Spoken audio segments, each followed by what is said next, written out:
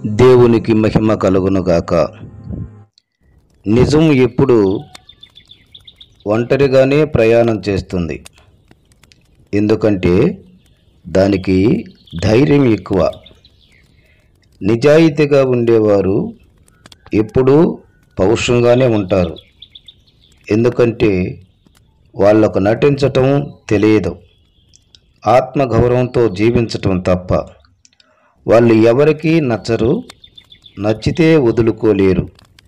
వారు బలము అంతే, బలహీనత కూడా అంతే. ఇతరుల కష్టాలు తీర్చగలిగే స్తోమత నీకు లేకున్నా ఇతరులకు ధైర్యం చెప్పే మనసు ఉంటే చాలు. కష్టాల్లో ఉన్న వాళ్ళకి నిజంగా నువ్వు దేవుడివే. మనమే ఇక్కడ శాశ్వతంగా ఉండము. అలాంటిది మనకు వచ్చే సుఖదుఖాలు ఎలా జీవితాంతం ఉంటాయని మీరు అనుకుంటారు?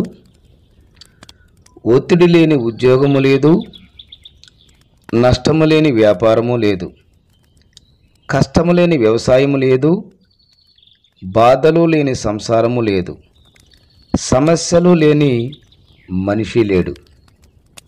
వీటన్నిటినీ జయిస్తేనే కళ్ళల్లో వచ్చే కన్నీళ్ళు,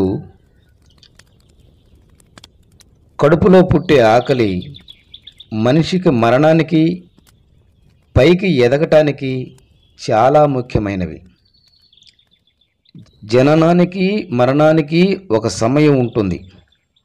జీవితంలో జరిగే ప్రతిదానికి ఒక సమయం ఉంటుంది, రాసి పెట్టే ఉంటుంది. అది రానిదే మనము ఎంత ఆరాటపడినా ప్రయోజనం ఉండదు. అన్ని రోజులు మనకు అనుకూలంగా ఉండవు. మనది కాని రోజు మౌనంగా ఉండాలి. మనదైన రోజు అన్నిటికీ సమాధానం దొరుకుతుంది. నీకు సమస్యలు లేకపోతే జీవితంలో కొత్తదనం లేనట్లే. ఎప్పుడు ఓడిపోలేదంటే కొత్తగా ఏదో ప్రయత్నం చేయనట్లే.